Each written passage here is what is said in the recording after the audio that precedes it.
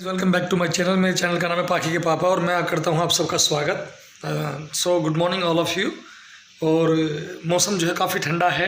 मेरे कोर्ट जाने का समय हो रहा है, ऑलमोस्ट टाइम के बहुत नज़दीक हूँ कोर्ट जाने के, लेकिन अभी तक मैंने पानी गर्म नहीं लगाया था। फिर ने बताया होगा गीज़र हमारा ख़राब हो गया, तो गीज़र तो काम नहीं करेगा हमारा। हमने इसमें 1500-2000 रुपये करीब लगा भी दिए, बट एक बहुत अच्छा जुगाड़ है जिससे हम अपना काम चला सकते हैं, वो है पानी की रोड। तो पानी की रोड से पानी गर्म करेंगे और मैं लगा देता हूँ पानी, फिर नहा धो के निकलेंगे अपना कोर्ट। तो रास्ते का शूट करूँगा जो भी मैं कर सकता हूँ, और आई थिंक आज का व्लॉग काफ़ी अच्छा होने वाला है, ऐसा मैं सोच रहा हूँ।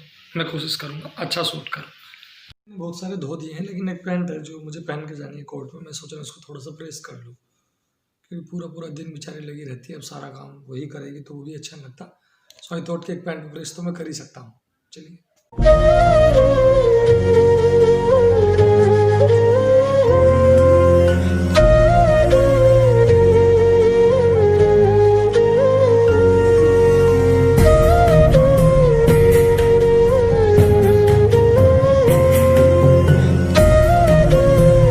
तो प्रेस कर लिया है। अब पानी मेरा गर्म हो रहा है, पानी लगा दिया मैंने गर्म, तो ब्रश वगैरह करके बस अब नहाने थोड़ा सा गर्म पानी वगैरह लेके फ्रेश होके और जो है कोर्ट चलने की तैयारी करते हैं। यही कह रहे गर्म कर, तो तुम गर्म कर दो, मैं खा के जाऊँगा चाहे कुछ हो जाओ। सुबह सुबह ये कह रहे कि तुम बिना नाश्ते के मत जाओ। मैं कह रहा था मैं लेट हो रहा हूँ, चला जाऊँ। कह रही इतना लेट हो रहा है तो खा के जाओ। बात सही है, क्योंकि बिना खाए पूरा दिन काम भी कैसे होगा, है ना। अच्छा गाइस, मैंने बुरसेट पर प्रेस नहीं करी, लेकिन ये बात सिर्फ आप जानते हैं, किसी को बताने की बात नहीं है। किसी को नहीं पता मैंने प्रेस नहीं करी है, और ना पता लगने दूंगा। बोलो कैसे, देखते जाओ। मैं ऑलमोस्ट रेडी, और मेरा हेयर स्टाइल मुझे अच्छा लगा तो मैंने सोचा और मैं इसके साथ कुछ नहीं करूँगा, क्योंकि इसको जैसा रहना है वैसे रहे। मैं फिर सोच रहा हूँ फेयर एंड लवली लगा लूँ, क्योंकि थोड़ा सा वैसा लग रहा है क्या बोलते हैं, रूखा सूखा सा, थोड़ी सी लगा ही लेते हैं। फिर ये फेयर एंड लवली कहाँ है भाई? अच्छा, क्या बात?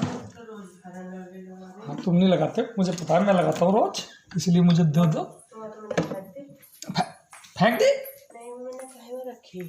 गरीब आदमी एक चीज लगा वो भी फेंक दी। कहीं रखी है जब मुझे पता चला घर में फेयर एंड लवली है, क्योंकि मैं तो लगाती नहीं। हाँ मिलती, लेकिन वहाँ कैसी जगह रख दी, सारा साल भी सिर मारता तो मिलती नहीं मुझे। वहाँ के रख दी थी, बहुत अच्छी जगह है। थोड़ी सी फेयर एंड लवली कुछ और है, पता नहीं क्या है।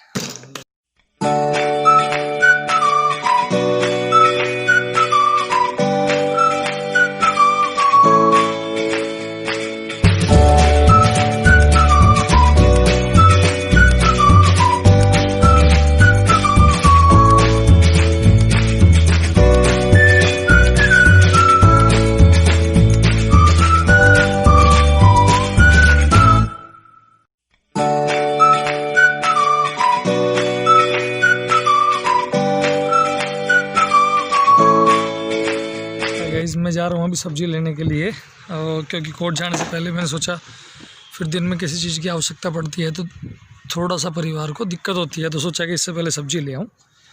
चलिए मिलते हैं सब्ज़ी वाले की दुकान पर फिर आप लोगों से। सुबह सुबह ना बाइक ठंडी हो जाती है, स्टार्ट करने में सुबह सुबह बहुत टाइम लेती है। सेल्फ करो तब भी, वैसे करो तब भी। देखो आपको आवाज़ आ रही होगी, रानी नाराज है मुझसे, सेल्फ वो देनी पड़ेगी। चौक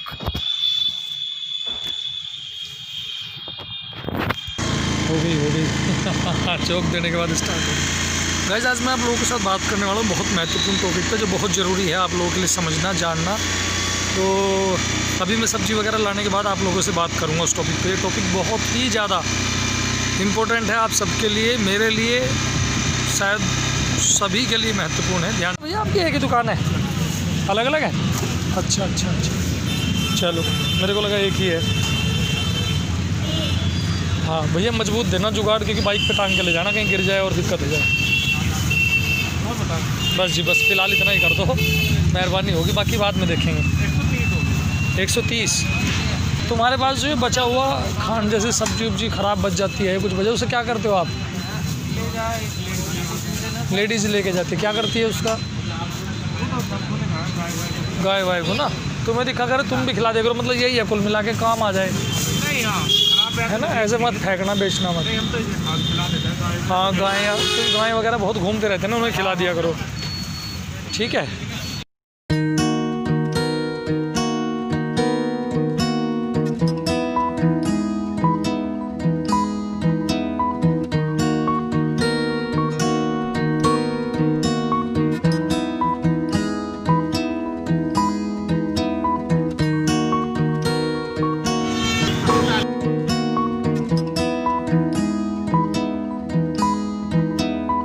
एप्लीकेशन वगैरह देने के लिए, तो मैंने एप्लीकेशंस वगैरह जो है जो भी मुझे करना था वो मैंने सबमिट कर दिए। तो अब मैं उस मुद्दे पर बात करूँगा जिस मुद्दे की मैं आपसे बात कर रहा था कि मुझे बात करनी बच्चों के अधिकारों की, बच्चों की सेफ्टी को लेकर के। तो ज़्यादा तो नहीं, बट इन शॉर्ट में कुछ एक्सप्लेन करने की कोशिश करता हूँ आप लोगों को। तो गाइस बात करते हैं आज बच्चों के अधिकारों के बारे में। तो जब हम बात करते हैं बच्चों के अधिकारों की, तो अधिकारों के साथ अगर हम बात करें तो बच्चों के अधिकार तो बहुत सारे हैं, है ना। जब मैं बच्चों की बात करता हूँ तो सबसे पहले मुझे एक चीज़ याद आती है कि भाई बच्चों की सेफ्टी शायद हर एक परिवार, हर एक माता पिता के लिए सबसे ज़्यादा महत्वपूर्ण है।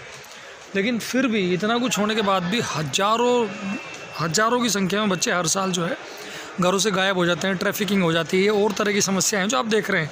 सेक्सुअल ऑफेंसेस बच्चों के अगेंस्ट बहुत ज़्यादा है और तरह तरह के अपराध हैं, मतलब जिनको एक्सप्लेन करें। बहुत सारे कानून हमारे देश में बने हुए हैं।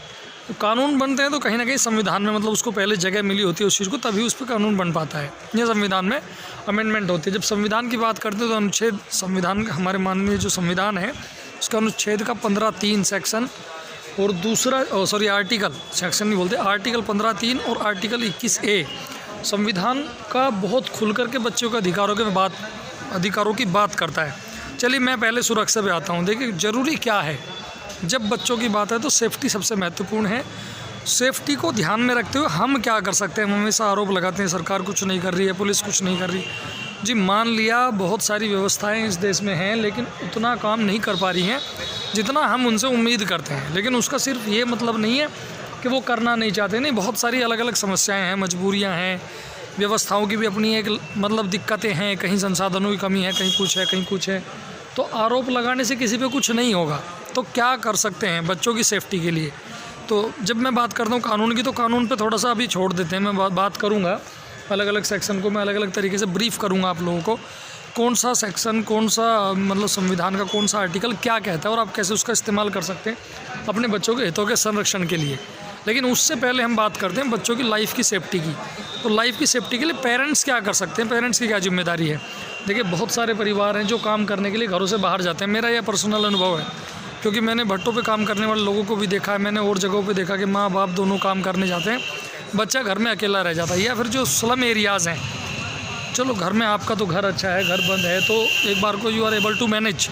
लेकिन जो स्लम वगैरह में अगर आप देखेंगे या किसी जगहों पर जहाँ बहुत कम फैमिली रहती हैं, सड़क के किनारे लोग रह रहे हैं, माता पिता दोनों काम करने चले गए, बच्चा घर पे अकेला है। ऐसी स्थिति में क्या है, बच्चे गायब होने के चांस, बच्चे के खो जाने के चांसेस बहुत ज़्यादा रहते हैं। तो बच्चों को कैसे आप अगर इस तरह की समस्या में पड़ जाए, मान लिया खुद से कहीं बाहर निकल गया या फिर किसी ने किडनैप कर लिया या फिर कोई जो उठा के ले गया या किसी के बहकावे में आके बच्चा चला गया और बच्चे को बाद में समझ आ रहा है कि उसे गायब कर लिया गया है, उसे कुछ ही समय बाद ये महसूस होता है कि नहीं कुछ गड़बड़ है और अब किसी तरह यहाँ से बचा जाए, निकला जाए, तो आप अपने बच्चे को कैसे ट्रेंड करेंगे वो वहाँ से निकल आए। तो अब बहुत नॉर्मल सी बात है, मैंने बहुत सारे वीडियोस भी देखे, बहुत सारे पेरेंट्स करते हैं। वो जैसे स्कूल में से बच्चों को लेने आएगा तो वे कोड बता देते हैं कि भाई मैं किसी वजह से, मम्मी कहती है कि बेटा अगर मैं तुझे आज स्कूल नहीं लेने आ पाई तो तेरा आज का एक कोड है, फॉर एग्जांपल तोता, तुझे कोई आके बोलेगा तोता तो तुझे उसका जवाब देना है। वो एक कोड सेट कर लेते हैं कि ये कोड में ही आप, इस भाषा में ही आपको जवाब देना है। यदि मैच करती हैं चीज़ें तो मतलब सुरक्षित है, आप उस आदमी के साथ जा सकते हो। ये एक जस्ट एग्जांपल दे रहा हूँ मैं, इसको आप प्रैक्टिकली और सोचें कि ये करना ठीक है या नहीं है, ठीक है। तो ऐसे ही मतलब सेफ्टी मेजर्स हम क्या ले सकते हैं। सबसे महत्वपूर्ण चीज़ है कि आज के समय में फ़ोन हर आदमी चला रहा है, तो आपको देखना है कि फ़ोन नंबर आपका आपके बच्चों को किसी भी हाल में याद होना ही चाहिए। किसी भी हाल में फ़ोन नंबर आपका आपके बच्चों को याद हो, पहली चीज़। दूसरी चीज़, आपका फ़ोन नंबर बड़ा हो सकता है, बच्चों को याद करने में दिक्कत हो सकती है, तो बहुत बेसिक सी हेल्पलाइन है हमारे यहाँ चलती हैं और जिन पे कॉल करने का पैसा भी नहीं लगता। जैसे बच्चों के हितों के लिए एक बहुत ही अच्छा मतलब प्रोग्राम है जिसको बोलते हैं चाइल्ड हेल्पलाइन, है ना, भारत सरकार द्वारा संचालित है और आई थिंक 95 का वो है, मैं एग्जाम मिस कर रहा हूँ, हालांकि मैंने बहुत समय काम किया इसके साथ जुड़ा रहा। तो 1995 में बच्चों ने एक नंबर जनरेट किया था जिसका नाम था 1098, मतलब जो नंबर है 1098, 10 से एक कम 9, 9 से एक कम 8, तो 1098 एक नंबर है, आप फ़ोन में मिलाएंगे, टोल फ्री नंबर है, बच्चों की एक हेल्पलाइन है सरकारी। जब इस पर आप कॉल करते हैं, सरकार द्वारा संचालित है, फ़ंड मिलता है सरकार से चलाने के लिए, तो इस नंबर पे बच्चा अपनी कोई भी प्रॉब्लम बता सकता है, कैसी भी प्रॉब्लम बता सकता है। वो जाने के बाद क्या है, वो कंसर्न सेंटर को सूचना चली जाती है और वहाँ से जो है बच्चे को मदद मिलती है। तो आप क्या कर सकते हैं, उस नंबर पे कॉल करके बच्चे को, आप पहले बच्चे को बता सकते हैं कि जब भी तुम किसी समस्या में रहो तो 1098 पे आप डायल करें और वहाँ से जो आपको फ्री में और जितना जल्दी और जिस तरह की मदद संभव है वो आपको मिल जाएगी। तो क्या बताना अपने बच्चों को, आज आपको एक नंबर याद करवाना जिसका जो नंबर है 1098, दूसरा 100 नंबर। अब 100 नंबर में अभी कुछ चेंजेस हुए हैं, तो अभी एक ओवरऑल नंबर बना दिया, 100 नंबर काम कर रहा है, कोई दिक्कत नहीं, लेकिन एक नेशनल इमरजेंसी हेल्पलाइन नंबर बना दिया गया जो है 112, यानी कि 112। तो आपको अपने बच्चों को बताना है कि 112 पे भी कॉल कर सकते हो यदि कोई दिक्कत आपको है तो 2 महत्वपूर्ण नंबर, पहला 3 आप मान लीजिए, पहला 1098 जो बच्चों की हेल्पलाइन है, इमरजेंसी में उनको मदद प्रदान कर सकती है और करती है, पूरे देश में ये काम कर रही हैं। कुछ ऐसे डिस्ट्रिक्ट हैं जहाँ शायद अभी ये सेवा शुरू ना हुई है, लेकिन इस पर काम चल रहा है, जल्दी शुरू हो जाएगी।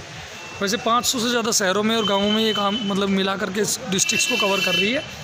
दूसरी चीज़ क्या है, 100 नंबर जो हर जगह काम करता है, पुलिस की हेल्पलाइन है, या फिर 112 नेशनल इमरजेंसी हेल्पलाइन है जो हर जगह काम कर रहा है। तो आपको बेसिक चीज़ अपने बच्चों को समझानी है, पहला आपका फ़ोन नंबर उनको ज़रूर याद रहे, दूसरा 100 नंबर याद रहे, तीसरा 1098 याद रहे, चौथा जो है 112 नंबर याद रहे, और इसके बाद या इससे पहले स्कूल का नाम, किस स्कूल में बच्चा पढ़ता है, कैसी ड्रेस पहनता है, बच्चे को मालूम होना चाहिए, उनके माता पिता का नाम क्या, और जिस घर में जिस मोहल्ले में आप रह रहे हैं उसका एड्रेस क्या है। कम से कम 2 एड्रेस आपके बच्चे को हमेशा याद होने चाहिए। यदि वो आपका एड्रेस भूल जाए तो उसे कोई दूसरा एड्रेस, गांव का, शहर का, किसी का भरोसेमंद आदमी का पता होना चाहिए कि कभी मान लीजिए उसे कोई अचानक से कोई किडनैप कर लेता है और फिर वहाँ से वो किसी तरह उसको एक एक्सेस मिलता है कि वो बच सकता है, तो वो एक्सेस में क्या करे, उस समय वो क्या करे कि अपने आप को बचा ले। कई बार क्या होगा, उसके सामने फ़ोन होगा लेकिन उसको ये नहीं पता कि इतना नंबर डायल करके वो अपने लिए मदद मांग सकता है, सिर्फ आपका इंतज़ार करता रहेगा। तो ये समझना और जानना बहुत ज़रूरी है फ्रेंड्स। मैं कोशिश कर रहा था कि आप लोगों को थोड़ा सा बता पाऊँ, तो अगर आपको जानकारी अच्छी लगी तो प्लीज़ लाइक और सब्सक्राइब कर दीजिएगा। चलिए मिलते हैं अगले व्लॉग में, बाय।